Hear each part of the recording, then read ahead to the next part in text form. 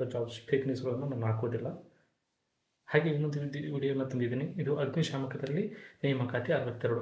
ಈ ವಿಡಿಯೋದಲ್ಲಿ ಒಂದು ಅಗ್ನಿಶಾಮಕದಲ್ಲಿ ಮಾಡಿದ್ದೆ ನಾನು. ಅದು ಮಿಲಿಟರಿಯಲ್ಲಿ ಇರುವಂಥ ಅಗ್ನಿಶಾಮಕದ ಬಗ್ಗೆ ಮಾಡಿದೆ. ಹಾಗೂ ಡ್ರೈವರ್ಗೆ ಸಂಬಂಧಪಟ್ಟಂಗೆ ಒಂದು ಏನಂದರೆ ಪೋಸ್ಟ್ ಆಫೀಸಲ್ಲಿ 12 ಹುದ್ದೆಗಳು ಡ್ರೈವರ್ ಬಗ್ಗೆ ಸಂಬಂಧಪಟ್ಟಂಗೆ ಮಾಡಿದೆ. ಇದರಲ್ಲಿ ಅಗ್ನಿಶಾಮಕದವರು ಬರ್ತಾರೆ, ಜೊತೆಗೆ ಡ್ರೈವರ್ಸ್ಗಳು ಬರ್ತಾರೆ. ಅದಕ್ಕೋಸ್ಕರ ನಿಮ್ಮ ಡ್ರೈವರ್ ಸ್ನೇಹಿತರಿಗೆ ಇದನ್ನು ಫಾರ್ವರ್ಡ್ ಮಾಡಿ.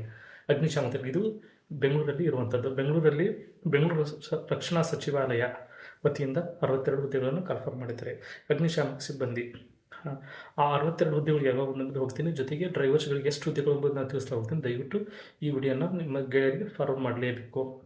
ಮೊದಲನೇದಾಗಿ ಅಡುಗೆ ಸಹಾಯಕರಾಗಿ 1, ಚೌಕಿದಾರರಾಗಿ 1, ವಾಹನ ಮೋಟಾರ್ ಚಾಲಕರಾಗಿ 6 ಮತ್ತು ಅವ್ರ ಜೊತೆಗೆ ಕ್ಲೀನರ್ ಆಗಿ 2, ಜೊತೆಗೆ ಅಗ್ನಿಶಾಮಕ ಯಂತ್ರ ಚಾಲಕರಾಗಿ 3, ಜೊತೆಗೆ ಅಗ್ನಿಶಾಮಕ ಸಿಬ್ಬಂದಿ 34 ಹಾಗೂ ಪ್ರಮುಖ ಅಗ್ನಿಶಾಮಕ ಸಿಬ್ಬಂದಿ 4.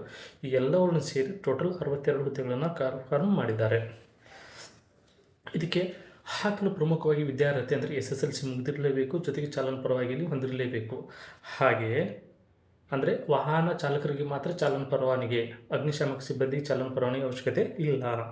ಹಾಗೆ SSLC ಮುಗಿಸಿರಬೇಕು ಸಂಬಂಧಪಟ್ಟಂಗೆ ಮತ್ತು ಜೊತೆಗೆ 18 ವರ್ಷದಿಂದ 40 ವರ್ಷಗಳವರೆಗೆ ಹಿರಿಯ ಅಭ್ಯರ್ಥಿಗಳು ಇರಬೇಕು. ಪ್ರಮುಖವಾಗಿ ಇದನ್ನು ಆಗಸ್ಟ್ 15, 2026ರಿಂದನೇ ಪ್ರಾರಂಭವಾಗುತ್ತೆ ಅರ್ಜಿ ದಿನಾಂಕ. ಮತ್ತು ಅರ್ಜಿ ಸಲ್ಲಿಸುವ ಕೊನೆಯ ದಿನಾಂಕ 4 ಸೆಪ್ಟೆಂಬರ್ 2026 ಕೊನೆಯ ದಿನಾಂಕ ಆಗಿರುತ್ತದೆ.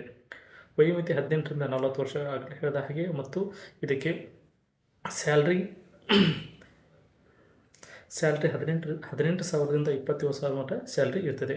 ಇನ್ನು ಹೆಚ್ಚಿನ ಸುದ್ದಿಗೋಸ್ಕರ ಅಥವಾ ಹೆಚ್ಚಿನ ಒಂದು ಮಾಹಿತಿಗೋಸ್ಕರ ನನ್ನ ಒಂದು ಕಮೆಂಟ್ ಬಾಕ್ಸಲ್ಲಿ ಕಮೆಂಟ್ ಮಾಡಿ. ನಿಮ್ಗೆ ಏನಾದ್ರು ಸಮಸ್ಯೆಗಳಿದ್ದರೆ ದಯವಿಟ್ಟು